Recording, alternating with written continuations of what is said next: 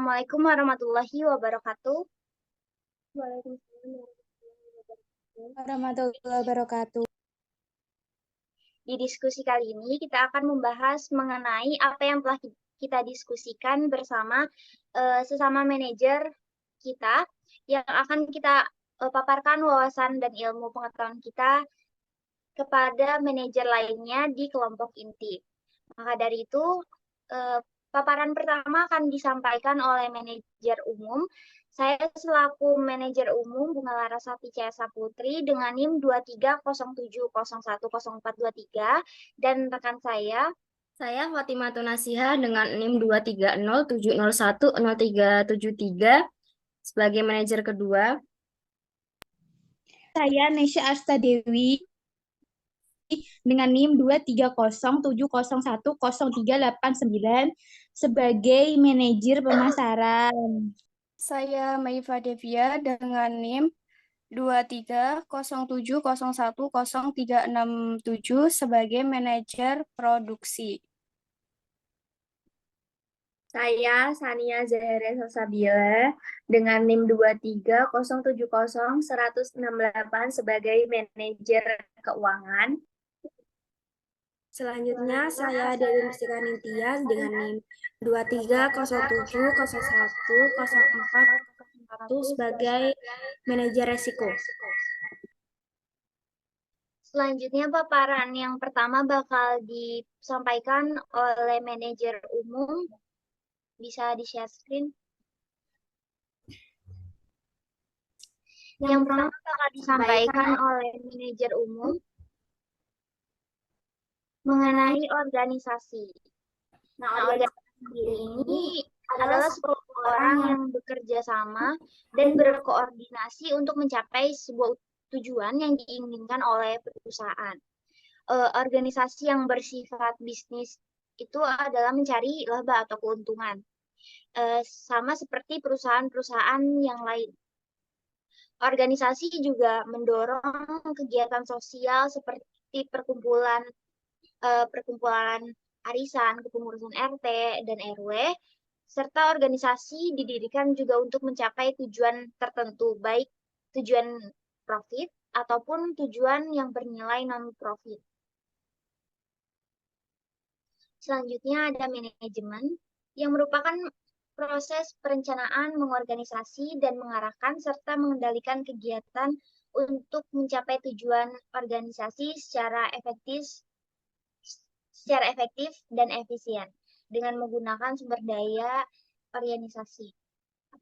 Nah, pelaksanaan fungsi-fungsi manajer itu kan ada beberapa, yaitu POAC, perencanaan atau planning, organizing, actuating, serta controlling, serta ada pula prinsip-prinsip dalam manajer yang bersifat lentur, dalam artian perlu dipertimbangkan sesuai dengan kondisi khusus atau situasi yang berubah-ubah.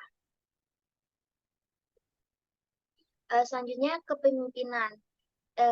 Kepemimpinan sendiri itu adalah kemampuan seseorang untuk menciptakan rasa percaya diri dan dukungan di antara karyawannya atau bawahannya agar organisasi tersebut itu tercapai dengan tepat sasaran sesuai dengan tujuan, atau dengan kata lain, tugas pemimpin adalah menjaga keutuhan kerjasama antara karyawan yang bekerja di dalam organisasi atau perusahaan tersebut. Selanjutnya, yang kami bahas di manajer umum itu bagaimana organisasi bisnis itu bisa legal. Yang pertama itu menentukan nama. Penentuan nama ini bisa dibuat dengan pengaturan mengenai penggunaan nama PT terdapat dalam Peraturan Pemerintah atau PP nomor 26 tahun 1998. Jadi bisa membuat penentuan nama dengan peraturan yang sudah disediakan atau sudah tertera oleh pemerintah. Nah, tentang pemakaian nama perseroan terbatas ini sebagai peraturan pelaksanaan Undang-Undang nomor 1 tahun 1995 yang berdasarkan ketentuan pasal 159 Undang-Undang nomor 40 tahun 2023 dinyatakan tetap berlaku sepanjang tidak bertentangan atau belum diganti dengan yang baru. Selanjutnya, setelah penentuan nama, kita bisa ngebuat akte notaris atau pendirian PT yang harus tertuang dalam suatu akte notaris yang dibuat dalam bahasa Indonesia. Selanjutnya, setelah pembuatan akte notaris, kita bisa membuat pendaftaran perseroan. Direksi perseroan nanti wajib mendaftarkan dalam perusahaan, yaitu akte pendirian beserta surat pengesahan Menteri Kehakiman. Nah, pendaftaran wajib ini dilakukan dalam waktu paling lambat 30 hari setelah perusahaan nanti mendapatkan persetujuan. Selanjutnya ada pengumuman dalam tambahan berita negara. Nah, permohonan pengumuman perseroan dilakukan oleh direksi dalam waktu yang paling lambat itu 30 hari, terhitung sejak pendaftaran sesuai dengan tata yang telah diatur oleh undang-undang. Selanjutnya, gimana kita membuat perusahaan ini mempunyai manajemen yang baik sesuai dengan prinsip dan fungsi manajemen yang telah ada. Bisa kita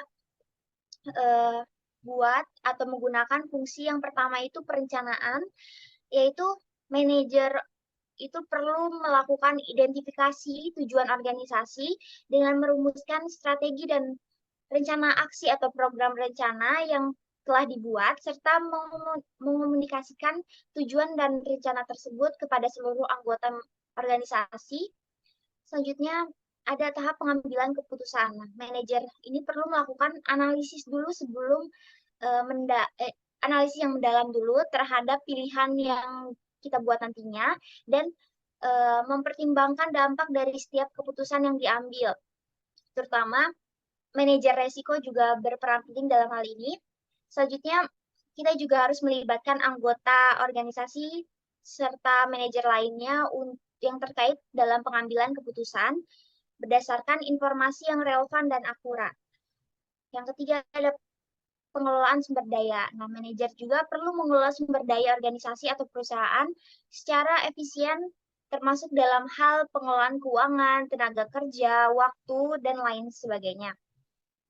Yang terakhir ada evaluasi kinerja. Nah, manajer juga perlu melakukan pemantauan atau evaluasi terhadap kinerja perusahaan organisasi, serta membuat perbaikan dan perubahan yang diperlukan untuk mencapai tujuan si perusahaan tersebut.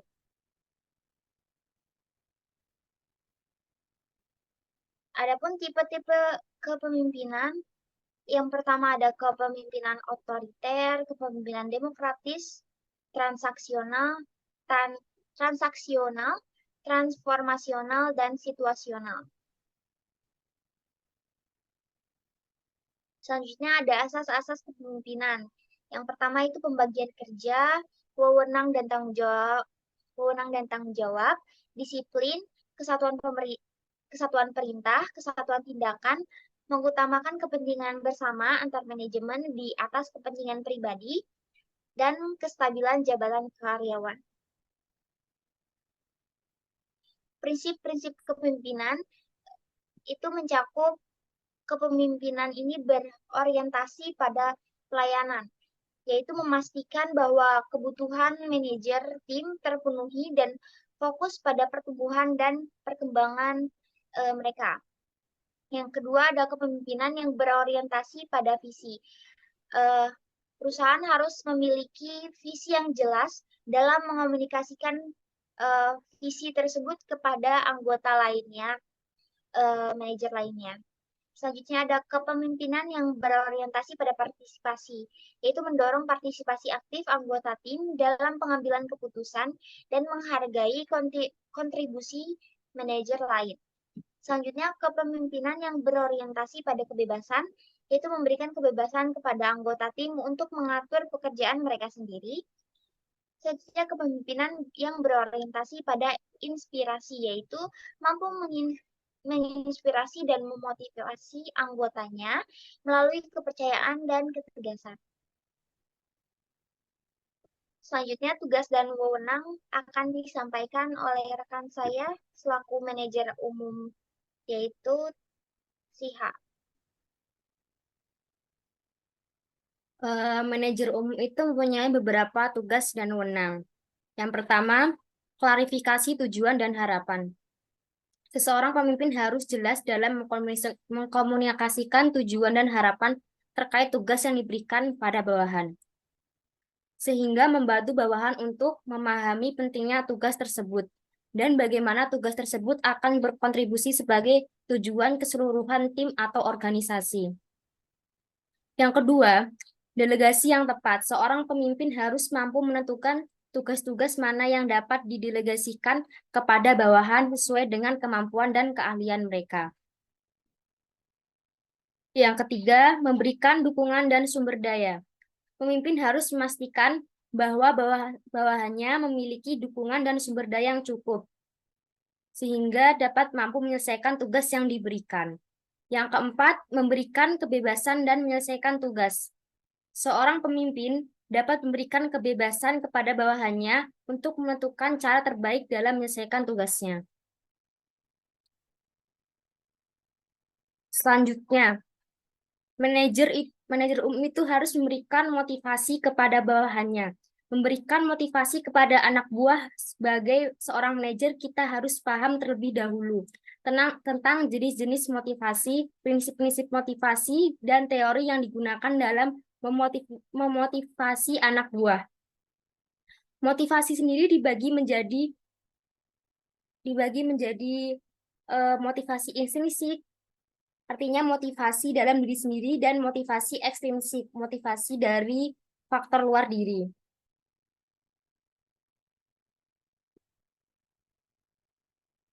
Jenis-jenis motivasi. Jenis-jenis motivasi dibagi menjadi 6. Yang pertama, motivasi intrinsik. Motivasi intrinsik memiliki pengertian keinginan seseorang untuk melakukan sesuatu yang disebabkan oleh faktor dorongan yang berasal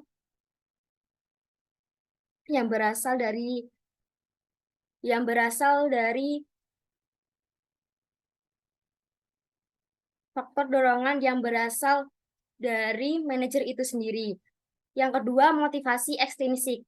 Keinginan seseorang untuk melakukan sesuatu yang disebabkan oleh faktor dorongan dari luar diri sendiri untuk mencapai suatu tujuan yang menguntungkan dirinya. Yang ketiga, motivasi kompetensi.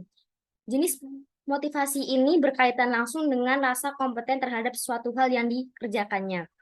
Yang keempat, ada motivasi prestasi. Motivasi prestasi itu berkaitan dengan rasa puas ketika kita bisa mencapai tujuan tertentu. Akan tetapi tujuan biasanya didasari atas keinginan untuk diakui atau atas sebuah prestasi yang dicapai. Yang kelima, motivasi insentif. Motivasi insentif yang berkaitan dengan dorongan untuk melakukan sesuatu agar bisa mendapatkan imbalan atau kompensasi. Yang keenam, motivasi afiliasi.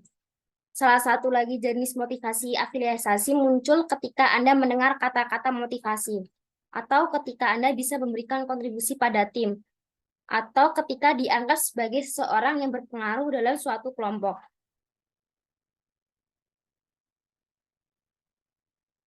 Prinsip-prinsip motivasi itu sendiri dibagi menjadi 5. Prinsip kebutuhan, prinsip tujuan, prinsip harapan, dan prinsip keadilan, serta prinsip partisipasi.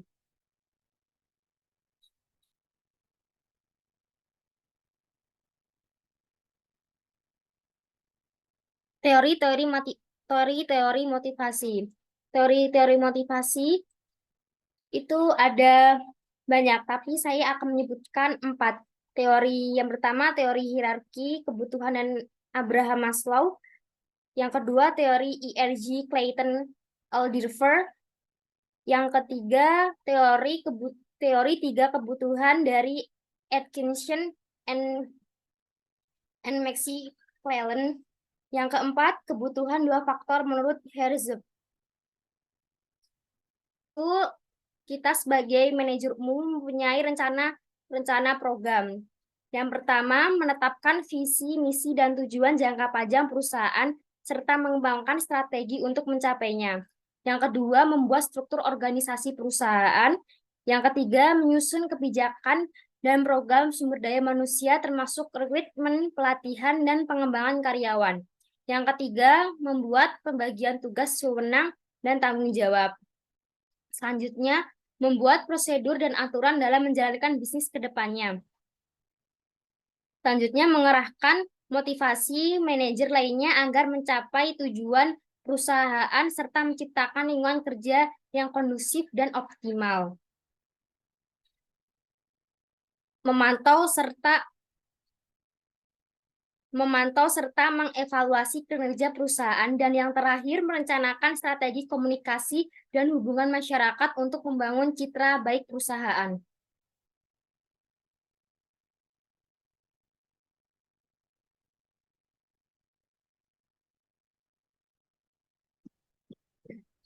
Baik, dari manajer umum sendiri sudah selesai pemaparan diskusi hasil manajer umum serta rencana program manajer umum untuk kedepannya. Selanjutnya akan dipaparkan oleh manajer pemasaran mengenai hasil diskusi mereka serta rencana program untuk perusahaan kita, yaitu Bumi Quartz. Untuk Neysha selaku manajer pemasaran dipersilahkan. Sebelumnya bisa memperkenalkan nama serta NIM-nya terlebih dahulu.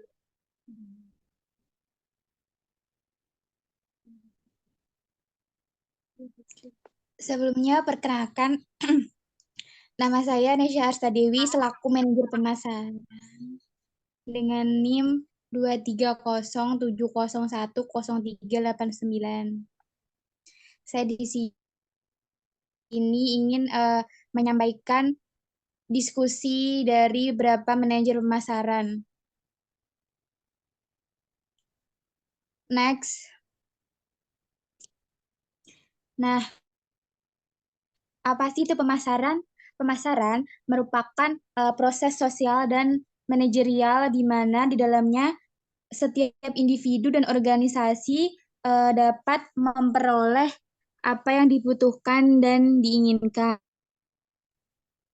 Untuk yang kedua yaitu pengertian mengenai manajemen pemasaran. Menurut Dharma Mistha dan tahun 1982, manajemen pemasaran adalah kegiatan yang dilakukan oleh perusahaan untuk mempertahankan kelangsungan usahanya dalam proses manajemen pemasaran yang dimulai sejak sebelum memproduksi serta tidak berakhir saat penjualan. Untuk yang ketiga yaitu strategi pemasaran.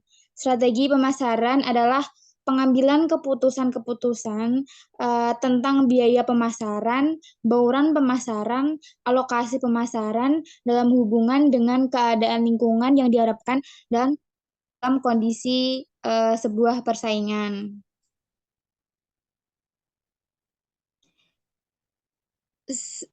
Menurut Hellriegel dan Slocum JW 2004 mengemukakan ada dua jenis strategi dasar dalam pemasaran produk. Yang pertama yaitu strategi penetrasi pasar dan strategi pengembangan pasar. Jadi sebenarnya strategi pemasaran terdapat dua dasar yaitu mengenai penetrasi dan pengembangan pasar. Next, siapa sih? Untuk yang kedua yaitu apa sih itu tugas manajer pemasaran, apa saja ruang lingkup dalam manajemen pemasaran. Tugas manajer pemasaran meliputi memimpin survei marketing dan kompetitor, membuat strategi untuk kampanye pemasaran, dan mengimplementasikannya, mengkomunikasikan produk perusahaan baik dalam bentuk barang maupun jasa, memastikan bahwa pesan yang ada dalam kampanye relevan dan tepat sasaran, sehingga berkoordinasi dengan berbagai divisi di perusahaan.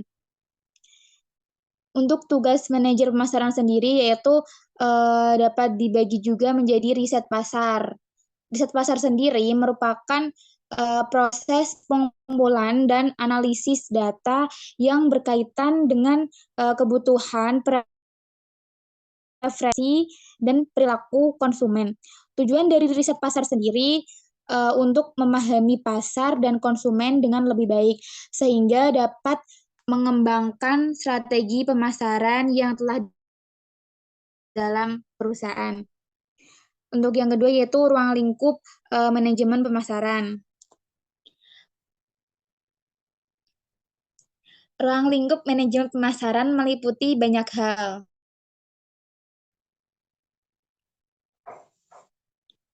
Secara teknis, manajemen pemasaran ada untuk memastikan bahwa perusahaan dapat menjual produknya dengan efektif dan mencapai target penjualan yang diinginkan. Untuk itu, dalam praktiknya, manajemen perusahaan memiliki ruang lingkup yang luas. Sebelum mengulas lebih dalam mengenai ruang lingkup manajemen pemasaran, mari kita mengenal tentang tugas dari manajerial pemasaran. Yang pertama yaitu mempersiapkan rencana dan strategi untuk mencapai target yang diinginkan, memastikan bahwa rencana di atas telah terlaksana secara efektif, mengadakan evaluasi, analisis, dan mengontrol rencana yang telah ditetapkan untuk mengendalikan setiap aktivitas yang terkait. Akan saya lanjut mengenai bagaimana manajemen pemasaran yang baik sesuai prinsip dan fungsi pemasaran serta strategi pemasaran.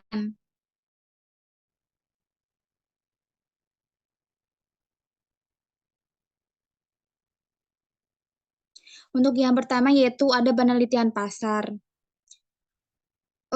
Untuk melaksanakan manajemen pemasaran yang baik, sesuai prinsip dan fungsi pemasaran, kita harus melakukan penelitian pasar untuk memahami kebutuhan, keinginan, dan perilaku potensial pelanggan. Hal ini memungkinkan perusahaan untuk dapat mengembangkan produk dan layanannya yang sesuai dengan referensi pasar. Yang kedua yaitu ada segmentasi pasar. Segmentasi pasar memecah pasar menjadi segmen yang lebih kecil berdasarkan karakteristik demografi, geografis, psikografis, atau perilaku. Dengan memahami perbedaan antara segmen ini, perusahaan dapat mengembangkan strategi pemasaran yang lebih terfokus pada riset pemasaran. Yang ketiga yaitu penentuan sasaran pasar. Menentukan segmen pasar yang akan menjadi fokus perusahaan dan mengembangkan strategi pemasaran yang sesuai untuk mencapai target dan visi yang dilakukan oleh manajemen pemasaran. Selanjutnya yaitu riset pemasaran. Riset pemasaran yaitu dapat dilakukan secara rutin untuk memadukan tren dan ukuran pasar, preferensi konsumen, hingga strategi pemasaran pihak pesaing, dan sebagainya. Hal-hal tersebut hadir demi melancarkan kegiatan berbisnis yang berpusat pada pemilihan strategi dan promosi suatu produk. Selanjutnya yaitu penentuan tujuan. Menentukan tujuan suatu kegiatan pemasaran dengan keseluruhan. Selanjutnya yaitu merencanakan kegiatan pemasaran, seperti membuat strategi produk, harga, distribusi, promosi. Selanjutnya yaitu mengukur keberhasilan strategi pemasaran. Hal ini dapat dilakukan dengan melakukan evaluasi terhadap kinerja pemasaran. Evaluasi ini dapat digunakan untuk memperbaiki strategi pemasaran di masa yang akan datang. Yang terakhir yaitu pengendalian program pemasaran. Pengendalian program pemasaran dapat melalui pengawasan pelaksanaan rencana pemasaran dan melakukan perubahan diperlukan. Sehingga hal ini akan membantu perusahaan dalam mencapai tujuan pemasaran yang telah ditetapkan. Next.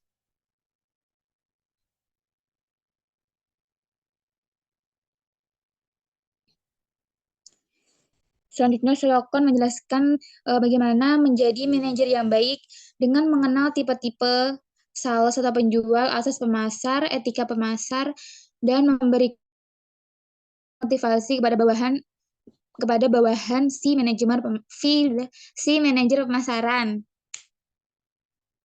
Sebagai manajer pemasaran yang baik, perlu mengenal tipe-tipe sales atau penjual, menguasai asas pemasaran, memahami etika pasar, dan memberikan motivasi kepada bawahan. Beberapa cara yang dapat dilakukan untuk memotivasi bawahan dengan memberikan penghargaan atau reward kepada karyawan yang berprestasi atau memiliki prestasi yang tinggi, memiliki kinerja yang baik, memberikan pelatihan untuk meningkatkan motivasi dan memberikan insentif harian, mingguan, dan bulanan. Insentif maksudnya kayak memberikan bonus harian, mingguan, dan bulanan. Lanjut.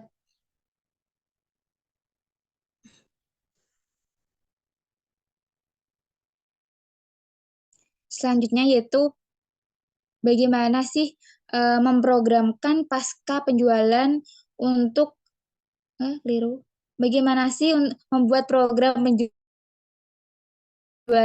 yang memperluas pelanggan? Yang pertama yaitu memperluas target bisnis. Mana itu, Neng?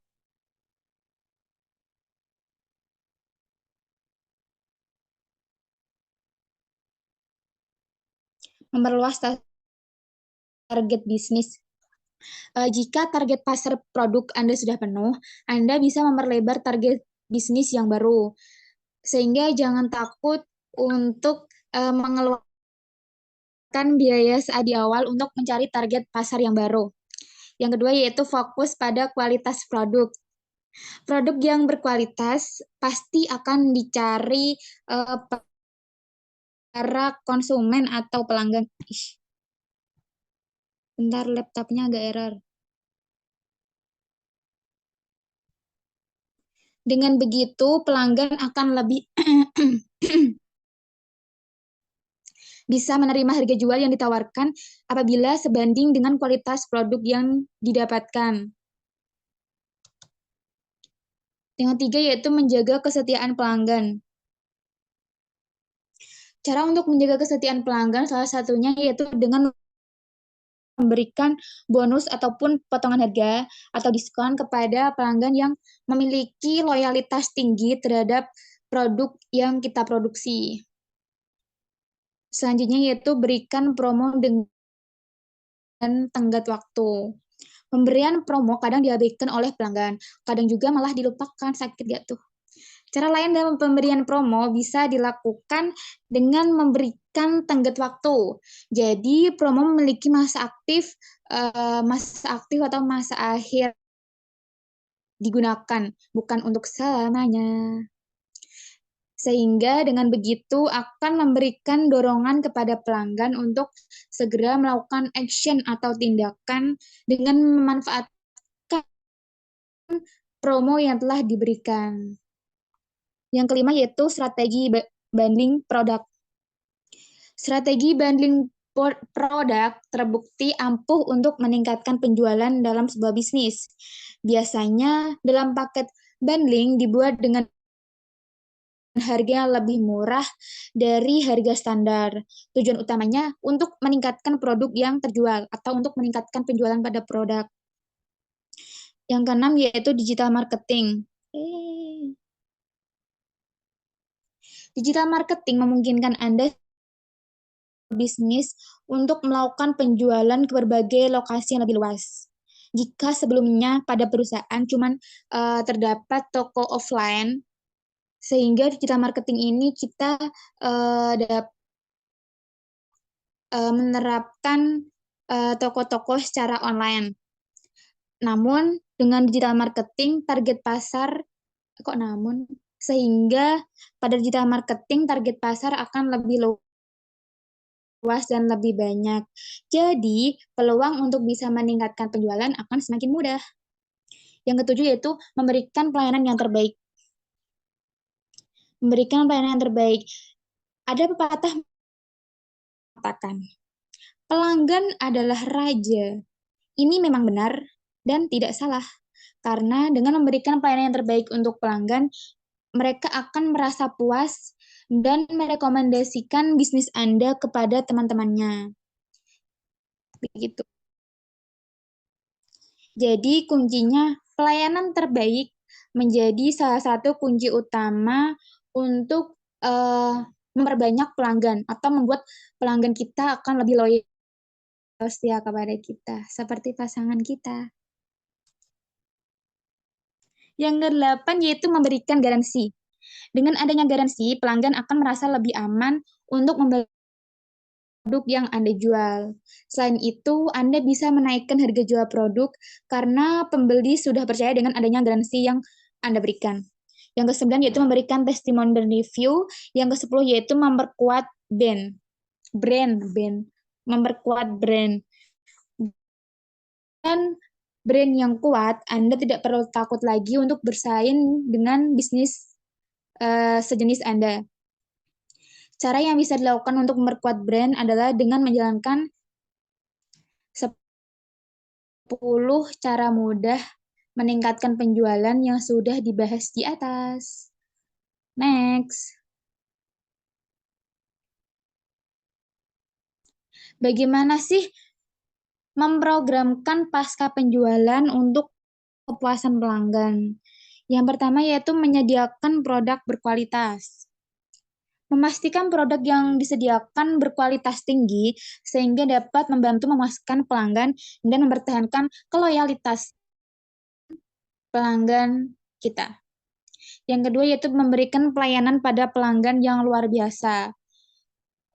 Seperti kita harus menerapkan apa yang telah diajarkan oleh Bapak Administrasi, yaitu melakukan pelayanan prima. Yang ketiga yaitu lakukan tindak lanjut dengan pelanggan. Melakukan tindak lanjut dengan pelanggan setelah pembelian dapat menunjukkan bahwa bisnis Anda peduli dengan kepuasan mereka dan dapat membantu menangani masalah yang mungkin mereka miliki. Maksudnya yaitu seperti kayak membuat kuesioner gitu loh, kayak mengisi berapa persen kepuasan Anda produk yang telah dibeli gitu. Selanjutnya yaitu observasi dan dengarkan umpan balik pelanggan. Belum, terima kasih. Mengamati dan mendengarkan umpan balik pelanggan dapat membantu bisnis untuk mengidentifikasi perbaikan dan membuat perubahan yang diperlukan untuk meningkatkan Selanjutnya yaitu evaluasi kepuasan pelanggan secara teratur. Selanjutnya yaitu memberikan apresiasi. Memberikan apresiasi dapat dilakukan dengan berbagai bentuk, seperti memberikan diskon khusus, memberikan hadiah atau bonus, memberikan pelayanan yang lebih baik dari yang diharapkan, sehingga dengan memberikan apresiasi, pelanggan akan merasa dihargai. Ini dapat meningkatkan loyalitas pelanggan.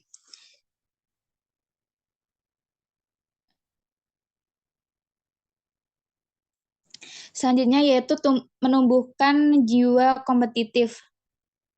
Cara meningkatkan kepuasan pelanggan yang lainnya dengan menumbuhkan jiwa kompetitif. Jiwa kompetitif memotivasi bisnis untuk selalu memberikan yang terbaik dan memperbaiki kualitas produk atau layanan bisnis kita secara terus-menerus agar lebih baik dari pesaing. Selanjutnya yaitu meminta feedback berkala. Dengan mengumpulkan feedback secara berkala dari pelanggan, Anda dapat mengevaluasi bagian yang perlu diperbaiki atau ditingkatkan. Ketika pelanggan menyadari bahwa ulasan tentu mereka akan merasa dihargai dan merasa bahwa Anda ini peduli dengan kenyamanan mereka. Sehingga lagi dan lagi akan membuat pelanggan menjadi loyal kepada produk kita. Selanjutnya yaitu respon cepat. Semakin cepat pelanggan mendapat respon, semakin baik perusahaan Anda di mata mereka. Misalnya pelanggan yang membutuhkan peralatan rumah. Jika respon Anda terlalu lama, mereka dapat memesannya di tempat atau toko lain. Sehingga dengan menerapkan strategi-strategi ini, bisnis Anda dapat meningkatkan kepuasan pelanggan dan meningkatkan retensi pelanggan. Next.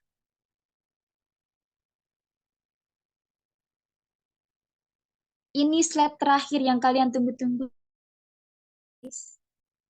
yaitu hasil. Di sini saya ingin, di sini saya mendapatkan dari berbagai sumber dan menyimpulkan sehingga mendapat hanya 8 hasil. Hanya tahu banyak gitu ya. Yang pertama yaitu memahami dan mengenali target pasar. Dengan melihat produk yang kita keluarkan, yaitu kemasan dari bahan pelepah pinang, yang merupakan produk ramah lingkungan yang bernilai konservasi, serta memiliki harga yang terjangkau, maka target pemasaran kita yaitu semua khalayak yang membutuhkannya tanpa batas. Ya. Namun, untuk mendapatkan pendapatan terbesar, kita dapat memperolehnya dari toko-toko atau warung makanan. Selain itu, target pasar selain dari faktor penggunaan produk, dapat dari faktor yang mempertimbangkan harga dan orang-orang yang memiliki kepedulian tinggi. Ini hasil bagaimana strategi memasarkan kita untuk PT kita Bumi Guardia. Lupa tadi awalnya. Yang kedua yaitu membuat perencanaan yang matang. Membuat perencanaan yang matang dan terstruktur untuk menjalankan kegiatan pemasaran produk kan hal yang penting karena bertujuan untuk efisiensi dan efektivitas pemasaran produk yang kita lakukan. Yang ketiga yaitu menetapkan tujuan yang realistis. Dalam penjualan, tujuan utamanya pasti yaitu kan profit. Betul sekali. Mendapatkan keuntungan ya. Seperti apa yang telah diestimasikan dari anggaran yang telah dikeluarkan. Jadi keuntungan itu didapatkan dari estimasi pengeluaran anggaran perusahaan kita. Sehingga akan memberikan kepuasan kepada pelanggan baik dari faktor pelayanan maupun kebersihan ataupun kelayakan yang kita produksi sehingga akan mempengaruhi tingkat penjualan. Yang keempat yaitu menggunakan alat atau media yang tepat untuk menjalankan kegiatan pemasaran produk. Dalam memasarkan produk kita memilih untuk dapat memanfaatkan akses. Saya sebagai manajer pemasaran akan memanfaatkan media yang banyak diakses oleh banyak orang, yaitu seperti media sosial. Karena berbagai latar belakang yang berbeda sangat aktif menggunakannya. Kita dapat berpromosi produk kita melalui Instagram, WhatsApp, TikTok, atau dapat dengan membuat akun e-commerce. Selain itu, perusahaan juga akan melakukan pemasaran cara berkolaborasi dengan influencer.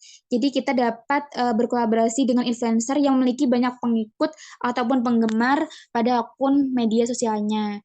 Yang kelima yaitu melakukan analisis kompetitor. Kita harus melajari kekuatan dan kelemahan kompetitor bisnis. Kompetitor itu pesaing bisnis. Agar saya menjadi manajemen pemasarannya lebih baik, mengetahui persaingan bisnis yang dihadapi agar dapat menarik target pelanggan yang lebih banyak. Namun kita tetap harus ingat, kita harus bersaing sehat. Menganalisis kekurangan dari strategi pemasaran yang telah kita buat. Yang keenam yaitu menjalankan strategi pemasaran. Strategi pemasaran produk yang telah perusahaan rencanakan dengan semaksimal mungkin seperti melakukan pemasaran yang dapat dilakukan setiap hari. Kita harus rutin-rutin untuk mempromosikan produk yang kita buat dengan membuat konten-konten kreatif untuk dapat menarik pelanggan. Yang ketujuh yaitu menerapkan strategi bauran pemasaran. Menerapkan strategi bauran pemasaran yang tepat terdapat 4 poin. Yang pertama yaitu produk, harga, flash, dan promosi. Jelasin nggak nih? Dari produk ya. Produk yang perusahaan kita buat yaitu kemasan dari pelepah pinang.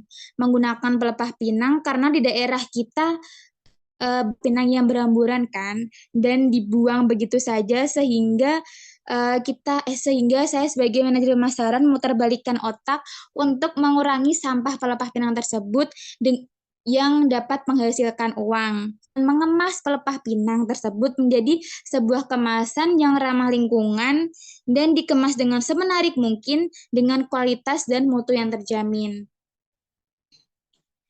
Yang kedua dari faktor harga. Selain kualitas yang terjangkau, kita juga menawarkan harga yang terjangkau. Saya lanjut, yaitu place atau tempat.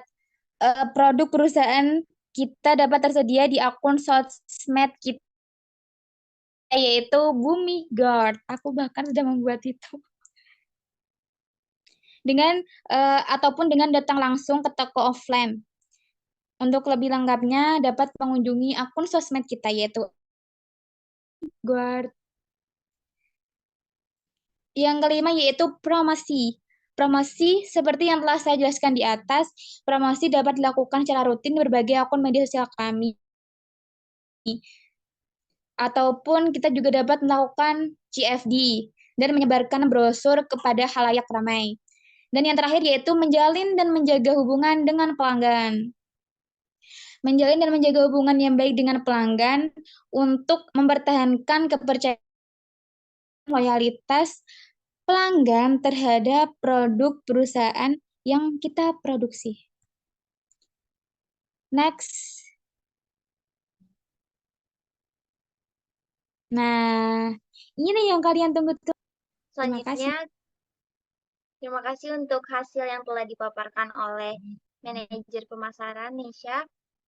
Selanjutnya, materi diskusi dan program rencananya manajer produksi akan disampaikan oleh Meifa Devia sebagai manajer produksi kelompok 2.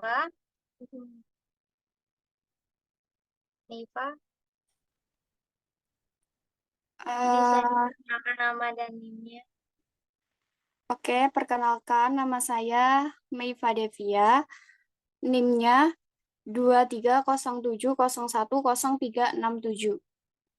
Di sini saya akan menjelaskan tentang manajer produksi.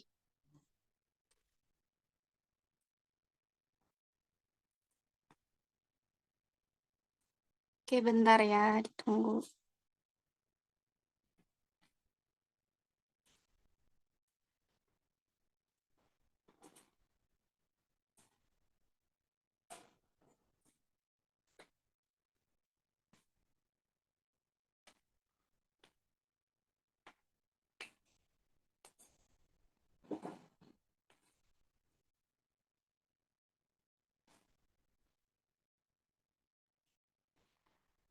Tugas manajemen produksi.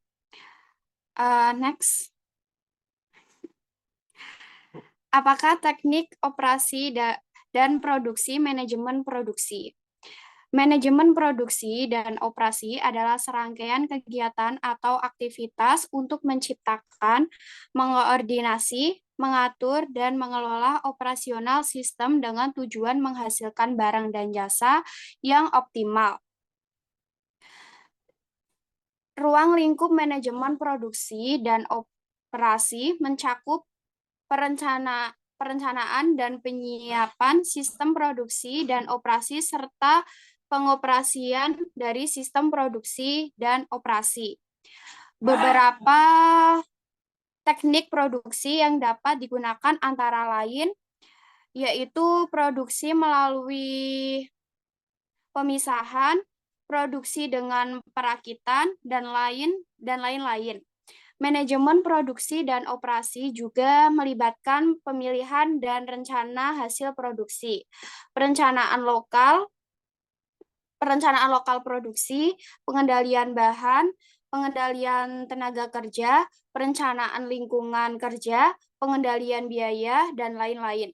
Fungsi produk dan manajemen produksi berada di bawah kategori fungsi lini yang secara langsung mempengaruhi pengalaman pelanggan masa depan organisasi itu sendiri.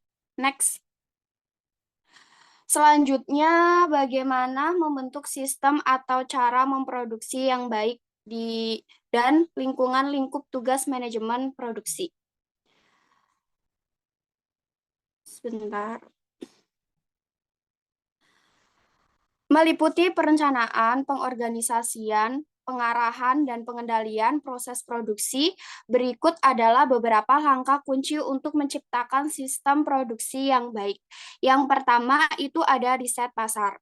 Melakukan riset pasar untuk mengetahui permintaan produk Anda dan mendefinisikan target pasar Anda. Selanjutnya itu ada pemilihan pemasok. Pilih pemasok terpercaya yang dapat menyediakan dan sumber daya lainnya yang diperlukan untuk produksi. Selain itu juga ada pengembangan produk yang memenuhi kebutuhan target pasar Anda dan berkualitas tinggi. Selanjutnya ada perencanaan produksi. Merencanakan proses produksi dengan menjadi tugas-tugas dengan memecahkan menjadi tugas-tugas yang lebih kecil dan menentukan sumber daya yang dibutuhkan untuk setiap tugas. Selanjutnya ada menjadwalkan, membuat jadwal produksi yang mengurangi garis waktu untuk setiap tugas dan memastikan bahwa produksi selesai tepat waktu. Selanjutnya ada pengiriman, menetapkan tugas kepada pekerja dan memastikan bahwa mereka memiliki sumber daya yang diperlukan untuk menyelesaikan tugas mereka. Selanjutnya ada pengadilan mutu, penerapan langkah-langkah pengadilan mutu untuk memastikan bahwa produk akhir memenuhi standar yang disyaratkan. Selanjutnya ada manajemen inventaris. Mengelola tingkat inventaris untuk memastikan tersediaan cukup stok untuk memenuhi permintaan tanpa terlalu banyak menimbun. Selanjutnya ada perbaikan berkelanjutan. Terus mengevaluasi dan memperbaiki proses produksi untuk meningkatkan efisien dan mengurangi biaya. Dengan mengikuti langkah-langkah tersebut, suatu perusahaan dapat menciptakan sistem produksi yang efisien, hemat biaya, dan menghasilkan produk yang berkualitas tinggi. Lanjut, next. Selanjutnya itu bagaimana melakukan manajemen produksi yang baik sesuai prinsip dan fungsi manajemen produksi, serta melakukan fungsi-fungsi manajemen produksi. Manajemen produksi adalah suatu proses perencanaan, pengorganisasian, pengarahan, dan pengendalian kegiatan fungsi produksi. Fungsi-fungsi manajemen produksi diantaranya yaitu seperti perencanaan, menentukan produk dan desain, pemilihan proses dan kapasitas produksi, serta perencanaan produksi. Perencanaan produksi dilakukan agar proses produksi berjalan dengan lancar. Selanjutnya yaitu ada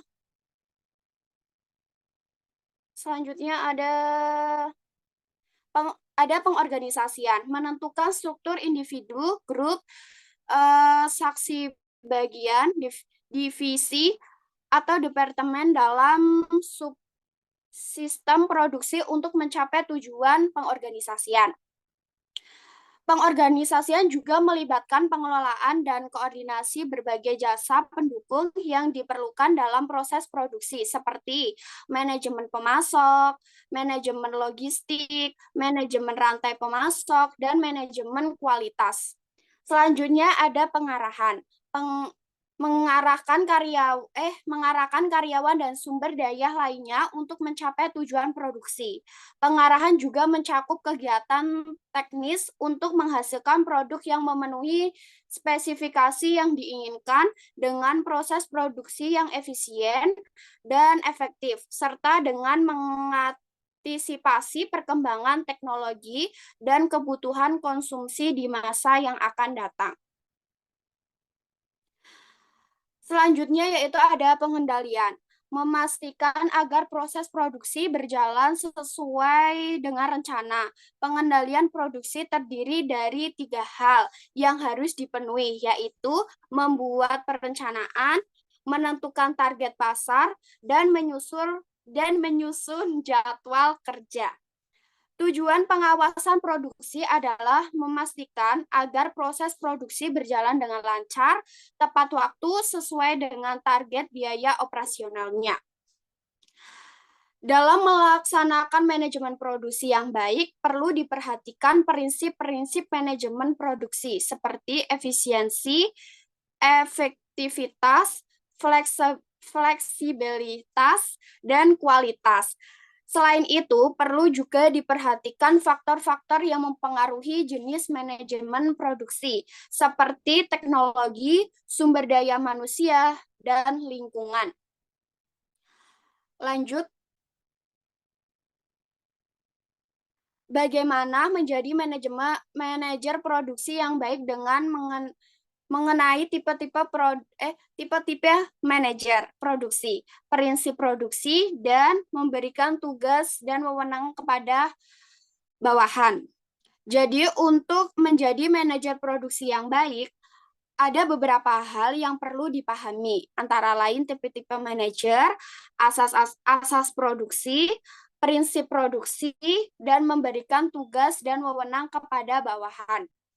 Berikut saya akan menginformasikan beberapa yang dapat membantu.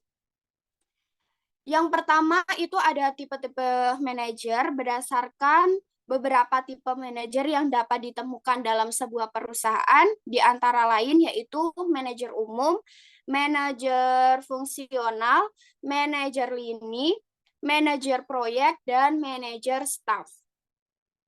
Selain itu, asas produksi. Asas produksi adalah prinsip yang harus diperhatikan dalam proses produksi agar dapat berjalan dengan baik serta berjalan dengan baik sesuai dengan rencana. Asas produksi ini meliputi asas kemanfaatan, asas keterjangkauan, asas keamanan, asas keluasan, dan asas kualitas. Selanjutnya itu ada prinsip produksi. Prinsip produksi adalah pedoman yang harus diperhatikan dalam proses produksi agar dapat berjalan dengan baik. Prinsip produksi meliputi prinsip spesialisasi, prinsip koordinasi, prinsip kontrol, prinsip efisiensi, prinsip produktif. Prinsip produktivitas. Memberikan tugas dan wewenang kepada bawahan. Seorang manajer produksi harus dapat memberikan tugas dan wewenang kepada bawahan yang tepat. Beberapa hal yang perlu diperhatikan dalam memberikan tugas dan wewenang kepada bawahan, yaitu diantaranya, boleh di next.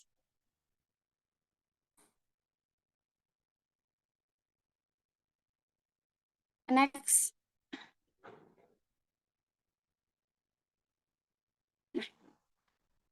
Di antaranya, merencanakan suatu rencana produksi dan pengorganisasian, jadwal proses produksi. Yang kedua, menentukan standar kualitas sebuah produk dari perusahaan. Yang ketiga, membuat penjadwal terhadap pekerja produksi. Selanjutnya ada memberikan perlatihan dan pengembangan kepada bawahan. Selanjutnya ada memberikan umpan balik atau feedback kepada bawahan. Bisa di next. Bagaimana sih menggambarkan tentang produk, sistem produksi, layout, dan manajemen persediaan dan manajemen produksi. Produk adalah barang atau jasa yang dihasilkan oleh suatu perusahaan untuk memenuhi kebutuhan atau keinginan pelanggan. Jadi produk ini bisa dibedakan menjadi produk fisik, produk non-fisik, produk konsumen, terus ada produk industri, produk standar, atau produk khusus, dan produk baru atau produk lama. Produk harus memiliki nilai tambahan seperti kualitas dan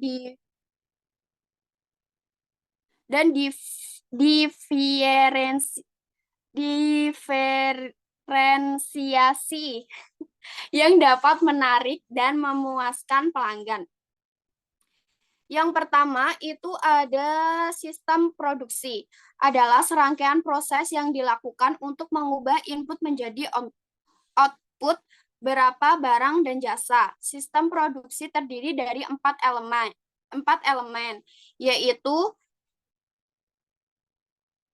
yaitu input, proses, on input, dan umpan balik atau feedback. Input adalah sumber daya yang digunakan dalam produksi seperti bahan baku, tenaga kerja, modal, teknologi, dan informasi. Proses adalah aktivitas yang mengubah input menjadi output, seperti perencanaan, pengorganisasian, pengendalian, dan evaluasi. Sedangkan itu, output adalah hasil akhir yang berproduksi seperti barang jadi, jasa, atau produk jadi. Umpan balik adalah informasi yang diperoleh oleh output untuk meningkatkan kinerja sistem produksi. Selain itu ada layout adalah tata letak atau boleh di next. Oke, lanjut ya. Yaitu ada layout adalah tata letak atau penataan fasilitas produksi seperti mesin, peralatan, bahan, dan tenaga kerja. Dalam suatu ruang kerja, layout bertujuan untuk meningkatkan efisiensi, produktivitas, dan kualitas produksi, serta mengurangi biaya, waktu, dan limbah. Jenis layout antara lain adalah layout berdasarkan produk, layout berdasarkan proses, dan juga layout berdasarkan posisi tetap. Dan juga ada layout berdasarkan sel, layout berdasarkan kombinasi. Selanjutnya yaitu ada manajemen persediaan. Adalah fungsi organisasi yang bertujuan untuk mengatur dan mengawasi persediaan perusahaan seperti bahan baku, barang dalam proses, barang jadi, atau produk jadi. Manajemen persediaan memiliki peran untuk mengordinasi dan mengambil keputusan dari berbagai kegiatan seperti perencanaan, pemesanan, penerimaan, penyimpanan, dan juga pengeluaran persediaan. Manajemen persediaan bertujuan untuk memastikan ketersediaan yang sesuai dengan permintaan, serta meminimalkan biaya dan resiko yang terkait dengan persediaan. Beberapa metode yang digunakan untuk mengelola persediaan antara lain adalah analisis ABC, modal IOQ, modal ROP, modal MRP, dan juga modal JIT. Maaf ya kalau misalnya suaranya agak berisik. Selanjutnya yaitu manajemen produk adalah fungsi organisasi yang memandu setiap langkah siklus hidup produk memulai dari pengembangan hingga memposisikan dan menetapkan harga dengan lebih mengutamakan produk dan pelanggannya terlebih dahulu. Manajemen produk meliputi beberapa kegiatan seperti penilaian pasar, analisis kompetitor, pengembangan konsep, desain produk, pengajuan produk, peluncuran produk, promosi produk, dan evaluasi produk. Manajemen produk bertujuan untuk menciptakan produk yang sesuai dengan kebutuhan dan keinginan pelanggan, serta memberikan nilai dan keunggulan bersaing bagi perusahaan. Next.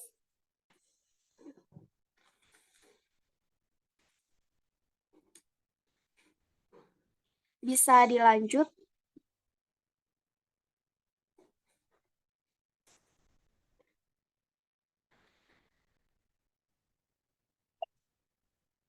Oke. Di sini aku akan menjelaskan hasil perencanaan program. Rencana program yang akan dijalankan oleh PT Bumigard adalah sebagai berikut. Yang pertama itu ada perencanaan produksi. Perencanaan produksi meliputi Oke, lanjut ya. Yang pertama ada perencanaan produksi, meliputi penentuan kegiatan produksi yang akan dilakukan menurut jangka waktu tertentu. Ini mencakup pengambilan keputusan tentang desain produk, pemilihan bahan baku, pemasok kualitas, dan kualitas produk. Yang kedua yaitu ada pengendalian produksi.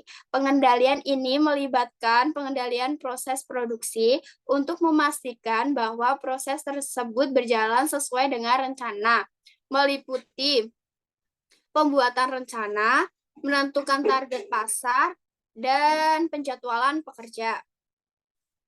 Yang ketiga yaitu ada pengawasan dalam membuat produksi, meliputi pemantauan proses produksi untuk memastikan bahwa proses tersebut mengikuti peraturan yang berlaku. Penting untuk memastikan bahwa proses produksi sejalan dengan tujuan perusahaan.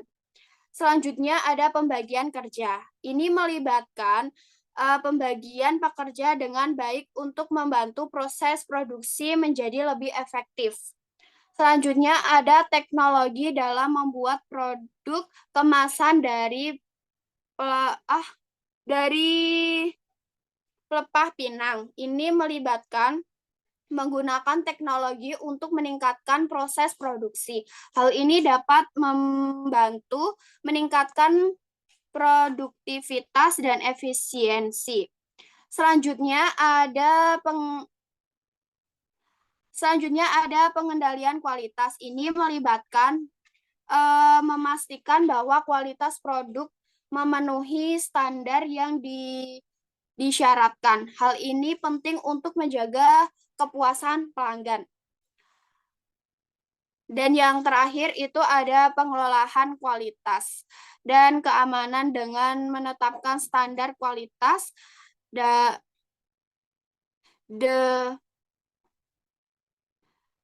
dalam keamanan untuk memastikan produk memenuhi standar. Dengan demikian diperoleh dari hasil PT Bumigard menentukan untuk memproduksi kemasan dari pelepah pinang yang berbahan dasar pelepah pinang yang memiliki kualitas bagus serta produk ramah lingkungan. Karena produk yang kita buat itu tidak menggunakan bahan zat pewarna kimia yang mencemari lingkungan di sekitar kita. Boleh di next.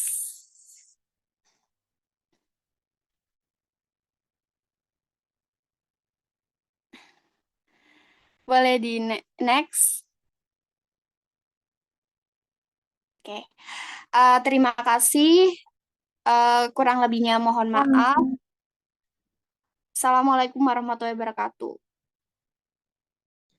Waalaikumsalam Waalaikumsalam warahmatullahi wabarakatuh. Terima kasih kepada Meva selaku manajer produksi perusahaan Lumiguard. Selanjutnya yang akan memaparkan hasil diskusi dan program rencananya itu dari manajer keuangan, yaitu Sania. Maka dari itu, kepada Sania selaku manajer keuangan, dipersilahkan untuk memaparkan hasil diskusi serta program rencana untuk produk kita dan perusahaan kita ke depannya. Kepada Sania bisa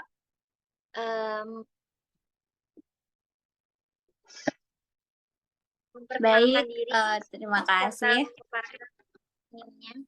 Di sini saya Sania Zahra Salsabila dengan NIM 23070100068. Saya sebagai manajer keuangan, saya akan menjelaskan mengenai program kerja yang kemarin setelah saya susun dengan manajer yang lain. Baik, boleh di next. Lagi. Nah, yang pertama saya akan menjelaskan apa sih keuangan itu.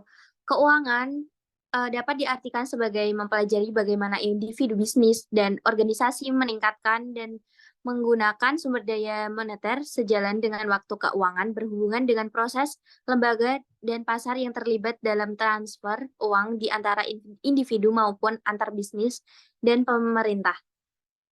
Lalu, apa sih manajemen keuangan itu? Manajemen keuangan merupakan kegiatan keseluruhan yang kaitannya dengan upaya untuk mendapatkan, menggunakan, dan mengelola dana untuk memaksimalkan nilai efisiensi operasi yang dijalankan oleh perusahaan. Lalu, ada permodalan. Permodalan adalah bagian penting dalam perusahaan yang berupa sejumlah uang atau barang yang digunakan untuk menjalankan usaha. Dan yang terakhir ada investasi. Investasi merupakan suatu aktivitas berupa penundaan konsumsi di masa sekarang dalam jumlah tertentu dan selama periode waktu tertentu pada suatu aset dengan tujuan memperoleh keuntungan di masa yang akan datang. Next. Menggunakan dana secara efektif dan efisien. Manajemen keuangan juga tidak hanya mendapatkan dana saja, melainkan mempelajari bagaimana cara menggunakan serta mengolah dana tersebut. Adapun 7 prinsip dari manajemen keuangan yang harus dipertahankan, yaitu yang pertama ada konsistensi,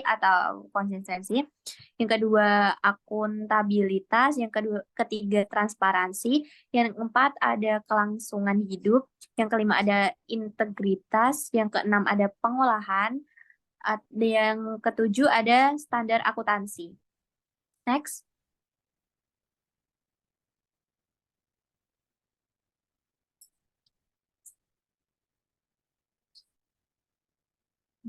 Yang ketiga, yaitu bagaimanakah manajemen keuangan melaksanakan sesuai prinsip dan fungsi manajemen keuangan, serta melaksanakan fungsi-fungsi manajemen keuangan. Prinsip-prinsip manajemen keuangan, yaitu yang pertama ada akuntabilitas, yang kedua ada konsistensi, yang ketiga ada kelangsungan hidup, yang keempat ada transparansi, yang kelima ada standar akuntansi, yang ketujuh ada integritas, dan fungsi-fungsi manajemen keuangan yaitu ada perencanaan keuangan yang matang, pengendalian keuangan yang efektif, pelaporan keuangan yang akurat dan terpercaya bagi pemangku kepentingan perusahaan, ada pengelolaan resiko keuangan yang efektif, ada penggunaan sistem manajemen keuangan yang tepat untuk memudahkan per- untuk memudahkan pemantauan keuangan dan pengambilan keputusan. Lalu cara melaksanakan fungsi manajemen keuangan dengan baik yaitu satu, buat rencana anggaran. Yang kedua, pisahkan dana pribadi dan dana perusahaan. Yang ketiga, menyiapkan dana cadangan. Yang empat, mengelola pinjaman dengan bijak. Dan yang kelima, membuat laporan keuangan. Next.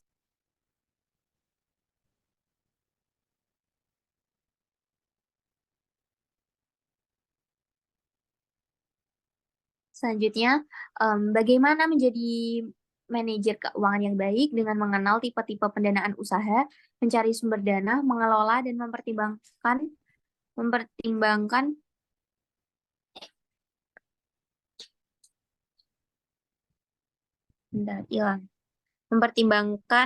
tentang investasi dan memberikan tugas dan wewenang kepada bawahan. Tipe-tipe pendanaan usaha yaitu dibagi ada dua, pendanaan jangka panjang dan pendanaan jangka pendek. Lalu mencari sumber dana itu bisa lewat modal sendiri, hutang, pasar modal, operasi perusahaan maupun dengan subsidi. Pendekatan sistematis, pemimpin tertinggi terlibat, pendekatan berbasis risiko, partisipasi dan konsultasi, pendekatan terpadu. Selanjutnya ada kontinu dan terus menerus. Yang ketujuh, komunikasi yang efektif. 8, ada evaluasi dan peningkatan.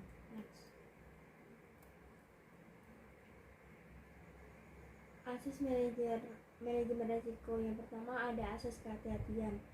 Berarti menjalankan kegiatan usaha wajib bersifat hati-hati dalam rangka melindungi perusahaan terhadap risiko-risiko tidak terduga.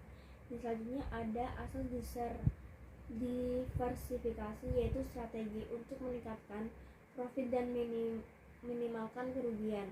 Yang terakhir ada asas diskresi, yaitu suatu asas untuk perwujudan dalam pelaksanaan sebuah subjek hukum. Next.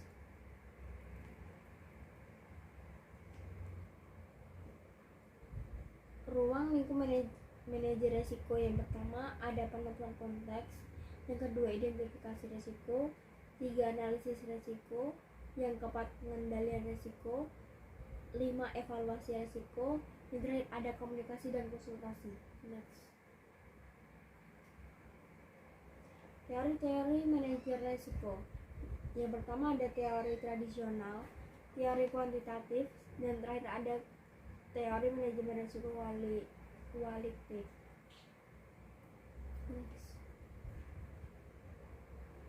Tugas dan manajemen.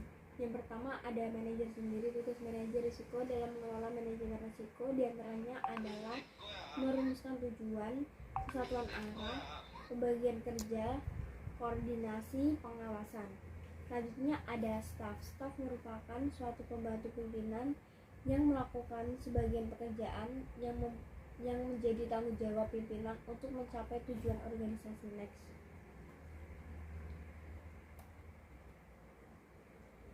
Yang terakhir ada laporan. Sebagai manajer risiko, kita memiliki kewajiban untuk melaporkan hasil terkait dengan risiko perusahaan selama periode tertentu kepada manajer utama, lalu manajer utama menyampaikannya kepada dewan direksi. Next. Yang dilaporkan dari manajer risiko sendiri, yang pertama ada risiko, yang kedua ada prioritas risiko, yang ketiga hasil evaluasi, dan terakhir ada kunci kontribusi. Kerangka rencananya sendiri yaitu ada 4. Yang pertama perencanaan, yaitu merangkai kerangka kerja untuk pengelolaan manajemen risiko. Yang kedua pengerjaannya yaitu mengimplementasikan proses manajemen risiko. Yang ketiga ada pengecekan melalui pemantauan suatu kerangka kerja yang dilakukan oleh perusahaan. Yang keempat actionnya sendiri untuk tindak lanjut memperbaiki kelanjutan terhadap suatu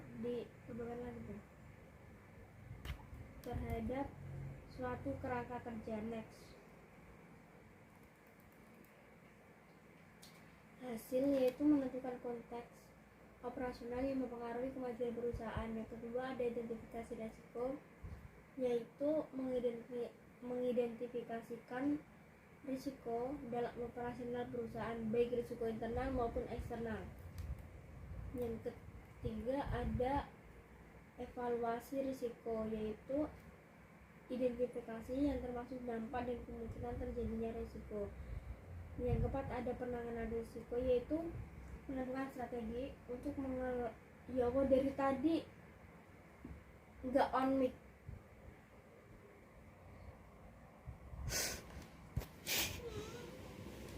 Lanjut cepetan. Lanjut. Cepetan lanjut. Aku video dari tadi. Yang terakhir ada monitoring dan review, yaitu memantau dan mengevaluasi aktivitas program kerja, manajemen risiko secara berkala, serta melakukan review jika diperlukan. Next.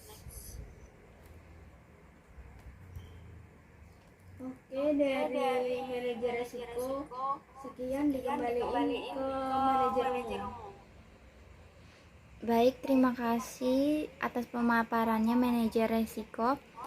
Mungkin kita selesaikan diskusi kali ini tentang pemaparan diskusi masing-masing manajer serta pemaparan rencana program perusahaan. Maka dari itu kita selesaikan. Terima kasih semuanya. Wassalamualaikum warahmatullahi wabarakatuh.